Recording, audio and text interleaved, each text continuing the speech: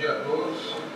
Eu sou professor do Departamento de Engenharia de Teleinformática, citado meu nome. O meu mentor é o professor Paulo César Cortez, que se encontra aqui à minha direita. E eu vou falar um pouco do meu convívio, da história, que convívio com o professor Paulo Cortez. Na verdade, eu sei disciplina de circuitos eletrônicos, eletromagnetismo aplicado e a disciplina de processamento digital de sinais.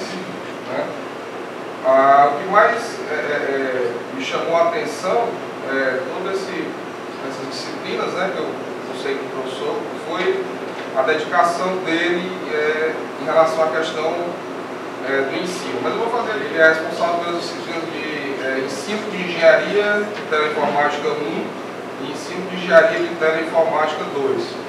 Essas disciplinas são praticamente o único momento em que o aluno da pós-graduação ele tem a oportunidade de ter essa formação como voltado para a docência, E lembrando que na engenharia nós não temos licenciatura, apenas bacharelado, Então realmente esse é o único momento em que a gente aprende são duas disciplinas, cada disciplina de 2 créditos, Então esse é o momento que nós temos para aprender alguma coisa voltada diretamente à docência, e é o professor Paulo Cortez que é responsável por essas disciplinas lá no nosso curso. A primeira coisa é ele conseguir atuar intensamente nas esferas de ensino, pesquisa, extensão e administração, inclusive. Atualmente ele é chefe do departamento, do nosso departamento, e não é a primeira vez que ele foi chefe do departamento, já várias outras vezes. Então ele sempre tem dado a contribuição nesse sentido administrativo e a gente sabe o quanto é importante. Mas ao mesmo tempo ele consegue manter excelência na questão da pesquisa. Eu lembro que numa época em que não havia, alguns anos atrás, não havia limite de alunos para a pós-graduação. Hoje em dia você tem alguns, pelo menos no nosso curso de pós-graduação, você tem alguns limitantes da cada orientador pode ter até 10 alunos, 8 alunos, mais alguns se tiver uma cota de são 8 alunos, Acho que ele chegou a ter uns 20 alunos de pós-graduação por aí, Na época em que não havia esse limite, Outra coisa é que o professor Paulo Cortez ele tem atuação em diversos grupos de pesquisa, de áreas multidisciplinar, e sem fazer nenhuma distinção entre esses grupos. Ele consegue, por exemplo, dentro do nosso departamento, a gente identifica, digamos assim, 3 grupos específicos, que seriam telecomunicações, computação, engenharia de controle e automação, e ele consegue passear entre esses grupos, dentro da área de atuação dele, sem formar assim, esses grupos que são voltados assim, por questões pessoais. Isso não é a cara do professor Cortez. Algumas vezes aqui na universidade a gente já percebi, enquanto aluno, um certo corporativismo do ponto de vista de nós professores, quando existe algum conflito entre professor e aluno, existe justamente uma tendência aí de os professores proteger o par, E não é também a postura do professor Cortez. Isso eu vivenciei diversas situações durante a graduação em que alguns professores não estavam sendo leais com alunos, e ele foi, digamos assim, um tipo de defensor do aluno, Ia lá falar com o par dele de igual para igual e explicava: olha, você não está certo porque você está fazendo isso como aluno, e não é dessa forma que funciona. Nós temos que respeitar os alunos, Então isso é uma característica que eu exalto também. Mais uma coisa que eu gostaria de destacar é a questão da proximidade que o Cortez tem com o aluno, Por exemplo, na questão de ele costuma fazer algumas provinhas regulares, várias provinhas ao longo do ano, além das APs principais. Isso faz com que o aluno se mantenha estudando regularmente e não estude somente na hora da avaliação, né? E uma conclusão que nós tiramos nessas duas disciplinas que eu fiz com ele, nessas disciplinas de ensino de engenharia de teleinformática 1 e 2, foi que a grande questão de todo do ensino é justamente a questão do amor, né? Então é preciso sempre ter amor por aquilo que se faz, e dá muito trabalho, dá muito trabalho você fazer a coisa como deve ser feita, né? Por isso que é justamente preciso amor. Então, se você tem amor pelo ensino, se você tem amor por aquilo que você faz, você vai fazer bem feito, né?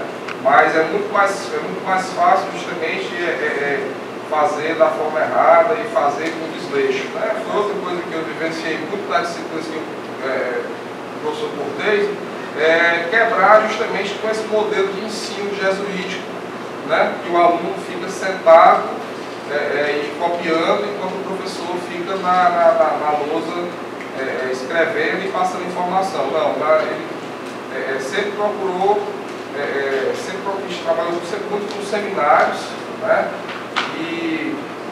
Mas isso assim, cada disciplina ele trabalha de uma forma diferente, cada disciplina ele tenta buscar um método de ensino que seja adequado para aquela disciplina, né? E não se acomodar no tradicional, né?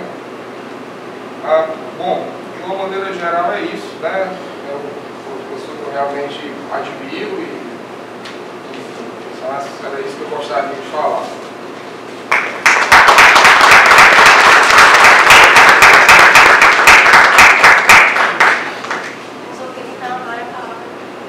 Bom dia a todos. Na verdade, é extremamente, digamos, importante e honroso para a gente ser lembrado, né, num momento que às vezes a gente pensa já está perto de se aposentar, e lembrado com só as qualidades, né? Isso é até bom, ninguém lembra os defeitos, né? Eu costumo dizer que se você quiser conviver com as pessoas, tem que ver as qualidades das pessoas. Se você for ver os defeitos, você não convive com ninguém. Então, o ser humano, todos nós temos um defeito, cada um maior do que o outro. Infelizmente a gente fica igual o macaco, olha para o rabo do outro. Mas é fundamental, e aí eu vou falar algumas questões, mas eu queria, na verdade, eu gosto de fazer qualquer interação para que a gente possa responder aquela ansiedade de muitos, né? Eu sei que tem colegas aqui que já ensinam há bastante tempo, inclusive, talvez não na universidade, e tem até mais experiência do que eu, tá? E eu gostaria de pedir uma certa humildade, porque eu vou falar, na verdade, a minha experiência na UFC e parte também do Instituto Federal de Educação, Ciência e Tecnologia, o antiga Escola Técnica. Então, eu gostaria de falar aspectos do ponto de vista pedagógico, né, que eu acho que é o mais importante, sala de aula, e depois um pouco da parte administrativa e aquilo que a gente vai esperar, digamos, da instituição, da UFC ou de qualquer instituição pública de ensino. Tá?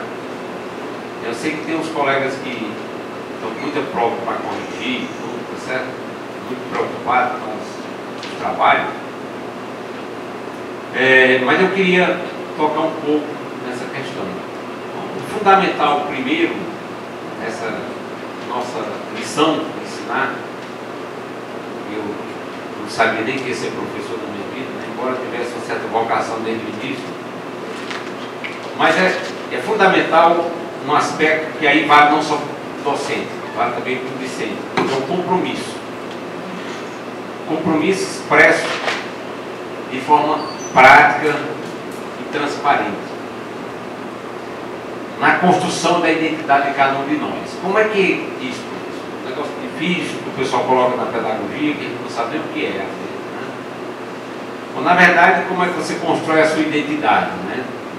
A sua identidade você constrói desde chegar na hora da sala de aula, colocar o conteúdo adequado, tentar uma relação professor-aluno na forma respeitosa e transparente.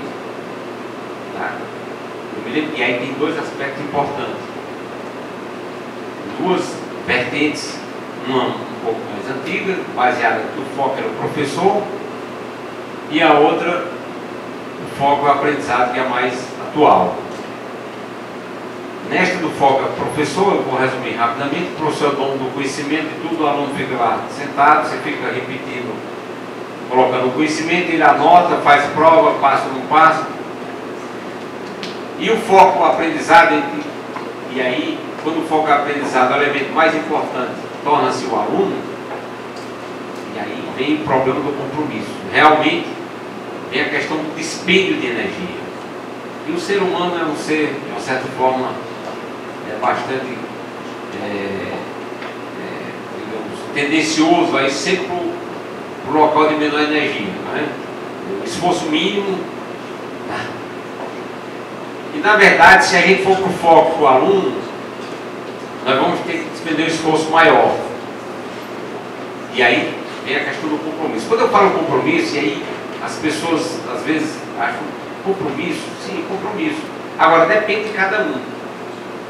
O compromisso, ele é tão intenso ou não, às vezes reflete até a ideologia, né, e a filosofia de vida de cada um. Como a minha foi pautada sempre em quê? O salário, meu salário quem paga é o meu povo, tá? E aí vem aspectos que aí Jardel colocou, essa questão de você ter um ambiente profissional realmente para tratar tanto o aluno como o colega. Por quê? Porque o meu patrão é meu povo, não é o governo, não é o reitor, não é o meu chefe direto, não. Tá? Nesse aspecto, como o povo não tem ninguém representante aqui dentro para dizer, olha, você está trabalhando direito ou não, mas nós temos nossa consciência. Será que nós estamos realmente merecendo aquilo que ganhamos, embora pouco? Mas cabe a nós lutar por mais salários, tá? De todas as formas possíveis. Tá? Então, nesse esforço, e aí você tem todo o desdobramento da sua ação e da sua identidade, na construção da sua identidade como docente. Então, se você vai para o menor esforço, aí chega atrasado na aula, sai mais cedo, não dá o conteúdo completo, faz aquelas provas fáceis para os alunos fazerem, passar rápido, tem segunda chamada. Segunda chamada é um absurdo. Segunda chamada, eu vou botar uma prova que nem eu faço. Né? Você escuta isso muito, colega. Uma vez eu escutei um colega colocando no cantinho. Rapaz, eu tinha 100 alunos, no início, 100 e poucos alunos, só vão passar 6 alunos. E ele se gabando disso. Quer dizer, eu acho isso. Ele disse, rapaz, como é que você se diz que é professor, né? Porque tudo bem, eu acho que pode ser que exista uma quantidade imensa de alunos que não estão motivados, né? E aí você tem uma reprovação maior, mas eu achei exagerado um pouco, né?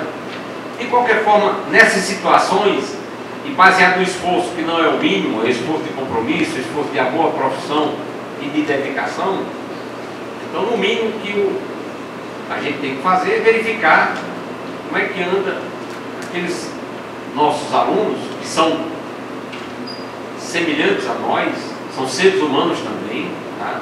Deve ser tratado com respeito também. Como é que esses alunos estão, né? Esses que estão tirando nota baixa? O que está acontecendo? Será que a minha aula está ruim?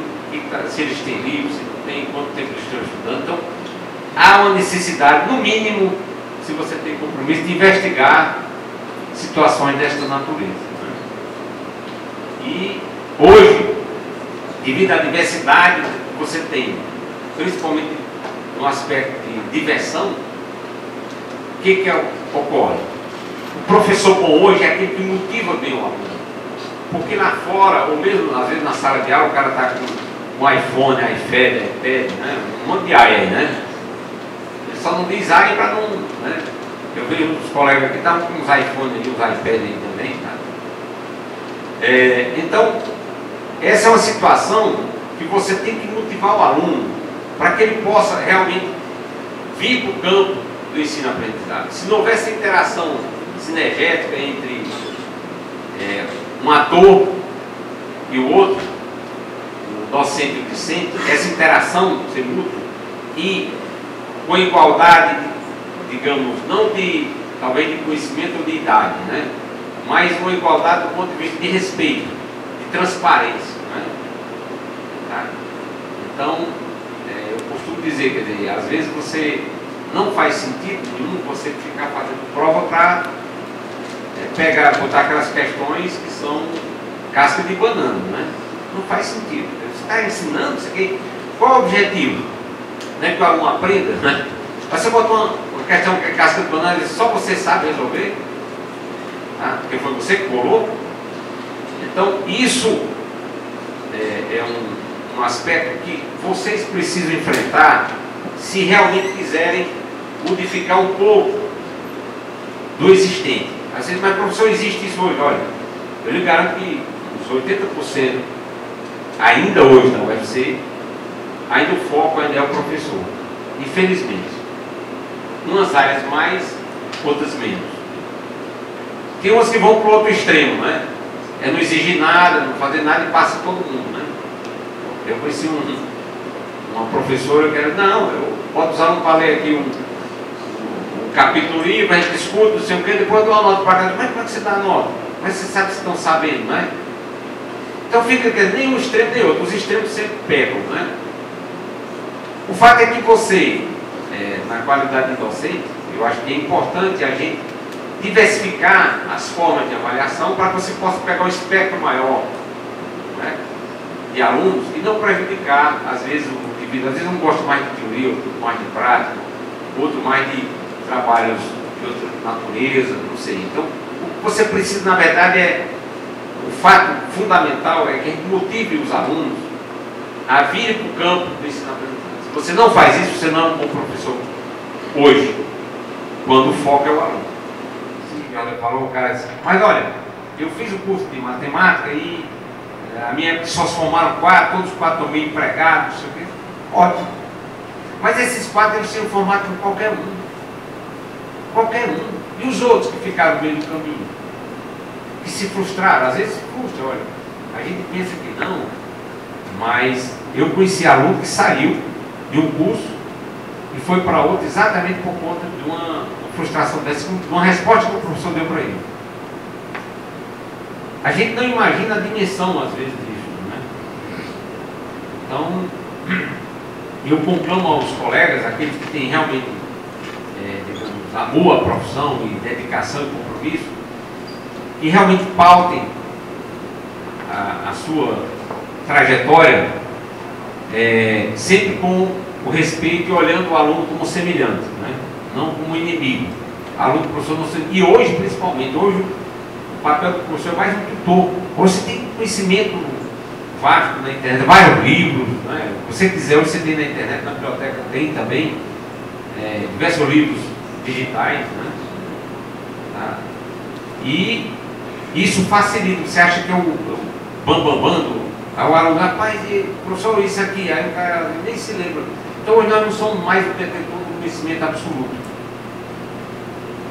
Um aspecto também importante que relata a nossa posição de docente é a nossa atuação que caracteriza o autoritarismo e o não autoritarismo. Eu não diria nem democrata, eu diria não autoritarismo, né? No foco, quando o professor é o foco, reveste de um autoritarismo que você nem imagina. O professor tem ali a faca para matar qualquer aluno e dar nota 0. Os caras pescou, olhou, pescou 0, tolerância 0. Para os alunos, para ele não. Para ele pode faltar, certo? Então, esses extremos são muito preocupantes. E a questão do autoritarismo é forte. Às vezes muitos professores, eu conheço professores que sequer sabem o conteúdo e se montam em cima desse autoritarismo para poder se sobressair. Então o aluno começa a questionar, olha, eu não permito falar. Não, professor, não. Pronto. Então, não permite que o aluno sequer manifeste uma ideia diferente ou então a solução de um problema diferente. Tá? Isso realmente é muito terrível. E na universidade não se engane. Aqui é uma amostra de pessoas, de seres humanos da sociedade. Não é diferente. Não adianta você ir com aquele, o cara é professor. Não, olha, é um ser humano com as mesmas qualidades, os mesmos defeitos. Tá? Tem uma diferença. Então aqui, às vezes, são mais astutos. Certo? Então a gente precisa realmente identificar se realmente é a profissão e ter uma trajetória no sentido de construir uma identidade, né, que corresponda de fato à sua personalidade, o seu compromisso com a educação. Tá? Isso eu acho que é fundamental. Como é que se repete? É fácil, nós fizemos graduação, você vai fazer disciplina. Qual foi a disciplina que fulano fala para os alunos do ano seguinte? Zé, ali é fácil demais, não pode fazer, que ele é tranquilo. O cara não chega, não cobra nada. Aí o outro diz, rapaz, aquele professor, o outro. Aquele professor, rapaz, ele bota umas provas que não tem quem faça. Né? Então isso, facilmente você vê a identidade dos docentes, rapidamente ele constrói essa identidade. Tá? E eu acho que aqueles que realmente têm compromisso devem construir sua identidade pautada na transparência, no tratamento ético com os alunos. Quando eu digo transparência, é aquela questão de, olha, você faz uma prova, eu acho que você primeiro, você tem que mostrar a correção da prova na lousa, ou seja onde for, na internet, para que o aluno saiba o que ele errou. Transparência no sentido de você não colocar a casca de banana nem que está ali para reprovar.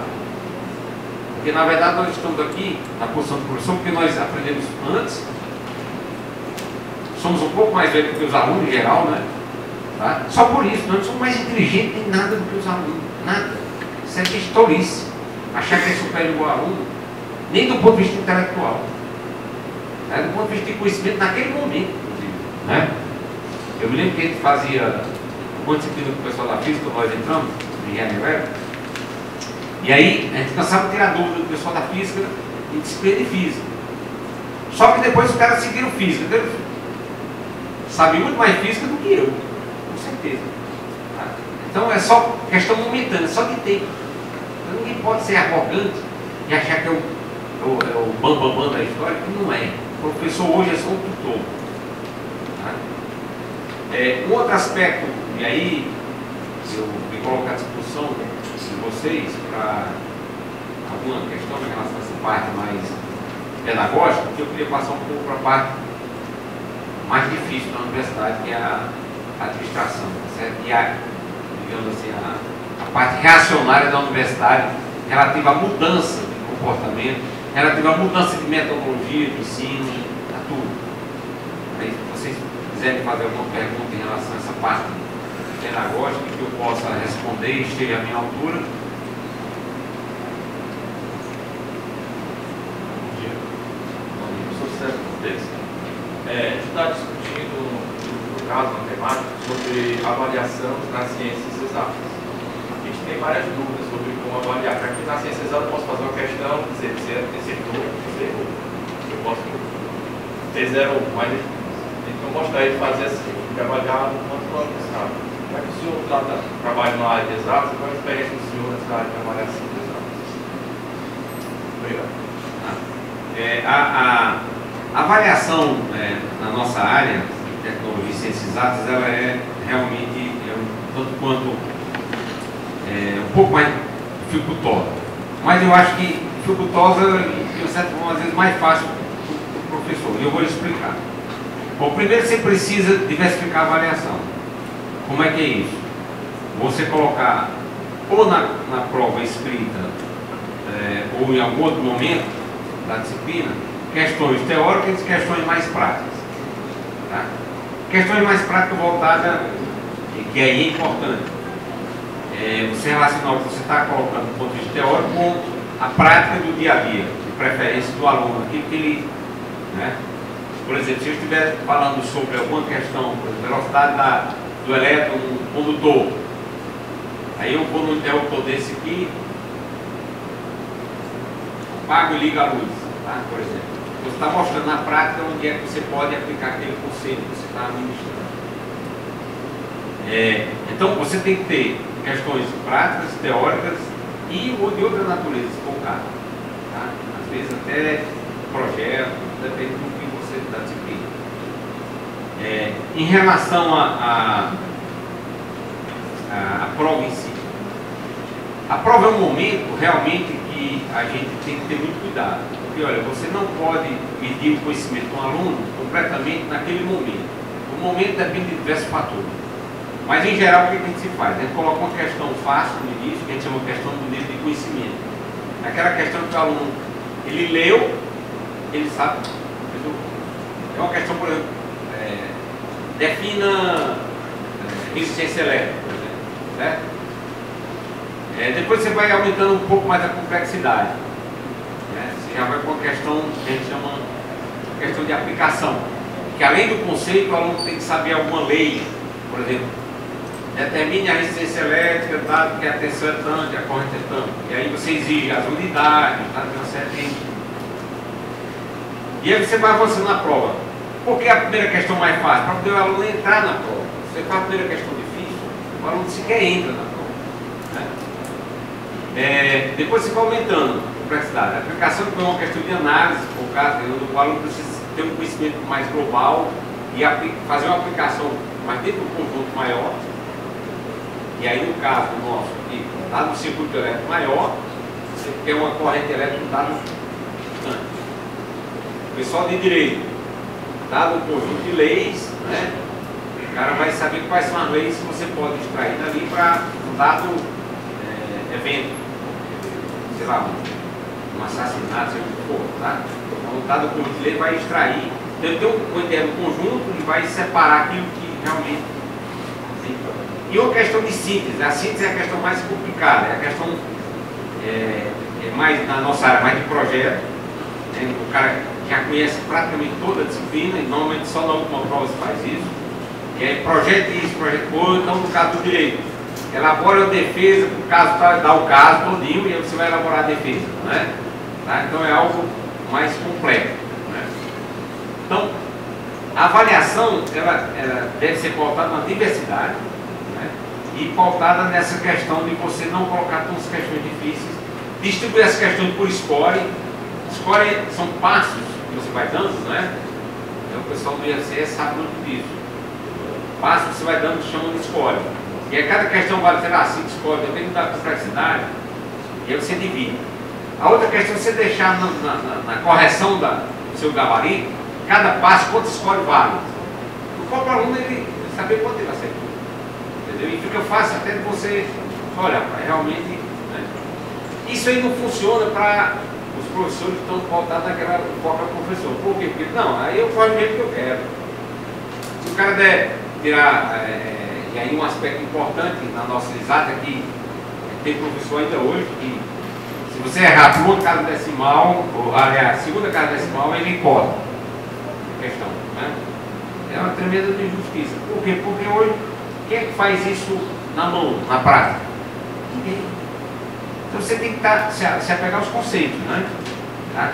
Então as provas tem que ser, em geral, na forma literal, para não ter questão de conta e de dúvida disso. Né? Tá? E basicamente, se houver necessidade, você. E aí você precisa medir. Fez a prova, todo mundo saiu muito mal. E você tem consciência que, não, pessoal, vamos parar aqui, vamos ver o que houve. Aí você começa por ele. Não pode ser só a culpa só do professor. Quantas horas você estudar por semana? Aí vai. Tá certo? O que eu falei na sala que não está aqui na prova? E você precisa dar um diagnóstico para que você possa avançar. Né? Tá?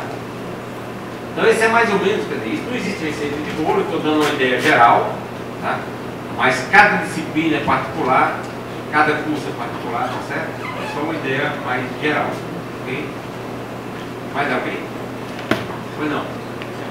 Mais alguém?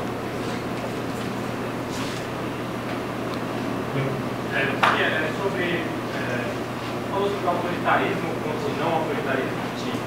falando é porque eu não entendi tão bem, não sei se ficou tão claro, mas achei interessante esse ponto. Um dos pontos que eu entendi foi não ser um extremo, né? Nem um extremo nem um outro, mas no meio termo tem muito espaço aí para ser mais tendencioso de um lado, ser mais tendencioso do outro, são profissionalizados também. Okay. E experiência curta ainda sobre o assunto, né? Há uns 3 anos aqui, eu tenho, depois de alguns experimentos, eu tenho tendido um pouco mais, no certo sentido, para um lado mais autoritário. Né? Que o professor controla a sala de aula, mas eu achei que às vezes colocou a visão como autoritarismo do tipo cobrar demais, cobrar... Não, a autoridade que eu falei... Eu estava entendendo, na verdade, autoritarismo como manter o controle da sala. Então, depois eu acabei ficando confuso, por explicar um pouquinho, então explico.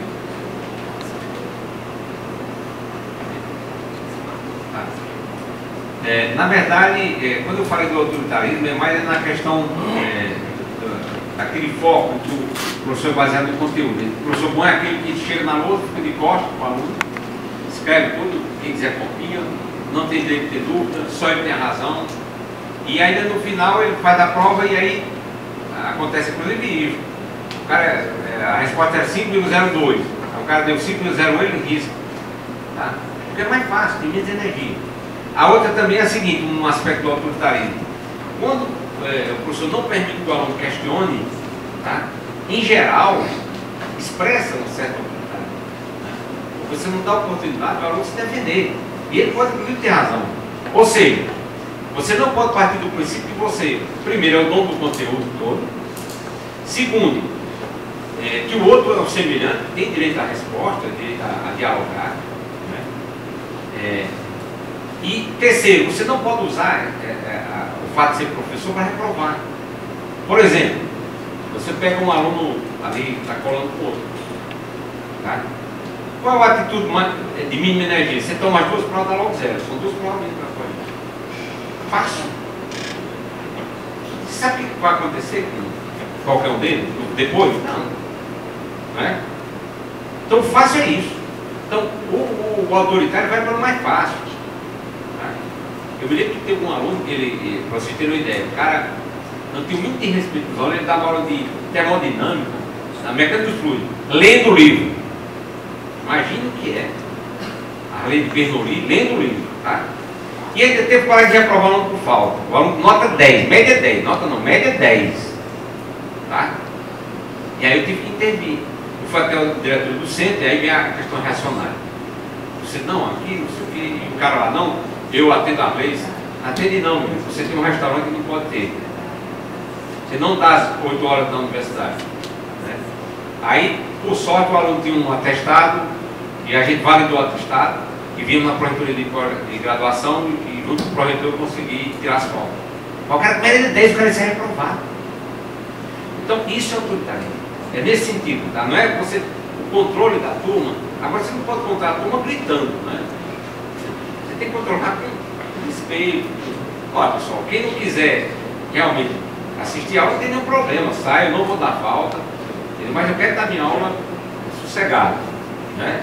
Eu fui chamado de terrorista uma vez, dessa disciplina de circuito eletrônico, que era o seguinte, disciplina 110 alunos. A desgraça da porta de entrada era na frente. Aí o que acontecia?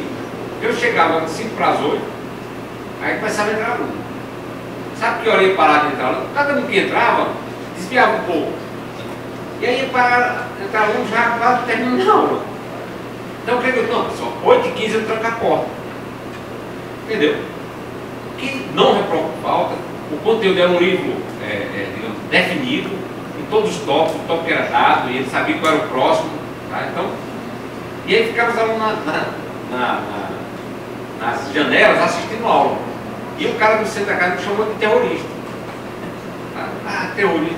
Não, vamos discutir. Nós vamos discutir. Não, porque a gente tem que ter liberdade. Não, peraí. A liberdade individual sua é submissa do coletivo. O coletivo é um conjunto de alunos, é uma turma inteira. Eu não posso ficar esperando por você para chegar a hora que você quiser e atrapalhar a aula.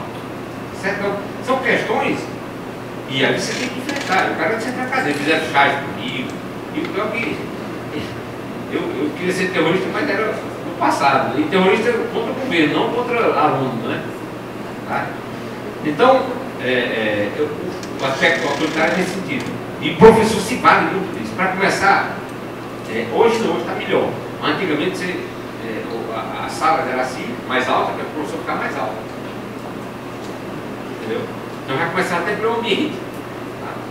Hoje já melhorou um pouco. Mas o autoritário procura. E muito. Você sabe que você fez graduação, você sabe disso. Tá claro? Tá claro. Terminou? Você tem mais 10 minutos. Tá. Alguém mais quer alguma pergunta? Professor, no final, eu já estou com mais alguma pergunta para o senhor, mas aí no final a gente coloca Tá. o restante das perguntas. Então pronto, eu vou para a parte administrativa da vivência da universidade. Pronto, a nossa instituição, inclusive os colegas que estão com a gente prova, tá? Ela é, como eu acabei de falar, e com a IPED, que a gente fala dos alunos, né? Os colegas também, ela é uma amostra da sociedade. Então as pessoas que estão aqui são diferentes, convivem lá fora, são seres humanos com defeito de qualidade, com problemas em casa, com problemas diversos. Tá? Então é a ilusão da gente achar que a gente está num mundo maravilhoso. Né? Então, primeiro aspecto, quando você se identifica com um compromisso, e aí o serviço público é cruel com a gente. Quanto mais compromisso você tem, mais trabalho você arranja. Certo? Então o pessoal, normalmente eu pergunto, mas por que tu bota para mim fazer? Não, porque eu sei que você faz. Se eu for botar para fulano, não faz. Então quem não faz, que não tem compromisso, vai ficando lá. Entendeu? E o pior, que é mais grave, que a gente sempre condena fora, todos aqueles aspectos de prefeitura. Porque é o seguinte, nós somos formados de colegiado, tem colegiado de departamento, o centro, tem o SECO, tem o consumo, tá certo? Não pense que são santinhos, não. Tudo é a mesma maracutaia da prefeitura do povo, dando lá, trocando, infelizmente, a mesma politicagem. Não se elege. Por quê? Porque infelizmente, e aí vem a questão de democracia, né? O pessoal confunde participação com democracia. Não tem nada a ver. Democracia é quando as pessoas conscientes votam e participam. Você botar para voto não significa democracia. Você acha, com eleição paritária para reitor, isso vai mudar? Vai mudar o quê? Uma porção de pessoas, às vezes, inconscientes, que um candidato a reitor, não, vou dar restaurante universitário gratuito. Isso aconteceu em Campina Grande. Vou dar restaurante gratuito. Funcionário e aluno não paga. Ele está tendo uma eleição. Depois fez coisa louca lá, tá certo? Então, a gente precisa ter muito cuidado com isso. Então, na instituição, quer dizer, essa questão do colégio é muito complexa. Primeiro, você vai ser chefe de colega. Aí você fica, rapaz, eu não posso fazer nada com aquilo, porque quando ele for chefe, ele vai fazer comigo. Eu não posso cobrar isso, tá certo? Então você fica todo cheio de pernas. Que é um erro. É um erro não nosso, é um erro da instituição, porque nós não somos recursos humanos, nós não somos gerentes. Bota a gente para gerenciar departamento, centro, não é? Pesquisa, projeto. Nós não somos. E aí começa o problema todo. Isso, as maiores injustiças e a parte mais reacionária da universidade se encontra nesses conselhos. Você nem imagina. Olha, tem colegas que eles vivem disso, só de ficar para não dar aula em alguns locais. Eu conheço um que foi até reitor, nunca deu aula. Entendeu? Hoje é da Secretaria de Ciência e Tecnologia, Ciência e Tecnologia, nunca deu aula. Depois que começou a ser professor, primeiro chefe da parte naquela época, depois diretor de centro, aí foi. E na politicagem, só na politicagem, que é o seguinte, quem não tem o que fazer, meu amigo começa a fazer politicagem e ganhar voto. Quem não tem o que fazer vai em todo canto, né? Tá certo? E ganhando voto. E você que trabalha, está se ferrando. Esse é o problema. Por conta de quê? Dos benditos colegiados, que virou igual a prefeitura. As injustiças são as maiores. Olha, eu estava conversando com o menino ali, olha, a gente tinha uma ideia de criar um curso em que você tivesse 3 momentos para o cara não sair. Às vezes o cara faz uma primeira parte do curso e por alguma razão ele precisa arranjar um emprego, trabalhar. Ele sai sem diploma nenhum. Então nós propusemos o que tem na Europa hoje. São 3 diplomas, logo um ano depois, outro depois de mais 2 anos, e outro no final, que é o de engenheiro. O nosso conselho não aceitou. Então o cara vem, aí por um azar, arranjou um emprego bom, sai sem nada, ele não sai nem com o diploma de tecnólogo, ele fez uma disciplina, ele tem habilidade para aquilo, mas a instituição não reconhece. Então o reacionarismo é imenso. Se você quiser, não, eu quero mudar uma metodologia de ensino, diz, rapaz, você não consegue. Tá? Você tenta mal ali na sua disciplina e olhe lá. Tá? Se os outros souberem que você está certo, principalmente aqueles que não fazem nada, né? Então, e mais, essas pessoas elas vão olhar. Agora a gente tem uma discussão, está tendo uma discussão sobre a resolução para progressão funcional. Você nem imagina, o cara que é chefe vira semideus, ele não precisa ser avaliado, não precisa dar aula, ele vira semideus, entendeu? Ou seja, o fim da instituição é ensino ou é burocracia? Eu chamo de burocracia, não é burocracia, é burocracia, um monte de burro. Tá? Na verdade, essa resolução, eu sei como foi isso, sabe qual é? O carinha que não dá aula nem nada, não estava conseguindo progressão no anterior, aquele não, vai mudar a resolução, né? Aí beneficia quem está na parte administrativa, que não faz nada, certo? Ok? E em detrimento dos colegas de trabalho, que da peãozada lá embaixo somos nós professores, que tocamos piano. Tá? Então são aspectos que são tristes, tá? Mas que é da instituição. E se você não for atento, você sempre pode ler a proposta de redução. Já viram a proposta de redução? É uma vergonha aquilo é vergonhoso. Tá? Então o cara que é diretor, ele não dá aula, e a progressão é automática, não precisa passar em nada não. Ele vira ser, como professor associado também vira semideus, eu sou semideus já. Sou associado, mas sou semideus. Tem um clause lá que diz que ele tem 24 meses de intervalo. Aí, tá vendo? Vai estar lá dentro. Outra aberração, o cara sai, é chamado para fazer um fundo de carne dessas ciências da conta, seja o que for, dessas secretarias municipal, seja o que for, fazer politicário, né? O que acontece? A progressão automática também. Não existe isso. Tá? Quer dizer, então a gente precisa estar atento. Quer dizer, essa parte administrativa, ela realmente, na universidade, ela está podre. Por conta de questões que são relevantes e que são colocadas a nível de, digamos, trouxeram todo o vício da politicagem fora para dentro da universidade, infelizmente. Eu me lembro que teve uma campanha aí para reitor, e aí eu vi um mundo alugado com os alunos dentro para ir para um debate, né, com o reitor. Quem está pagando isso? Não, a associação fulano de tal. Como é que pode? E eu ia votar na criatura.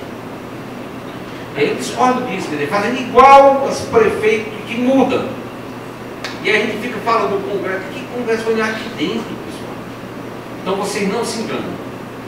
Então, precisa ter uma mudança radical em que a gente, realmente, o fim da instituição prevaleça sobre essas questões que são, eu diria, são imorais até. Né?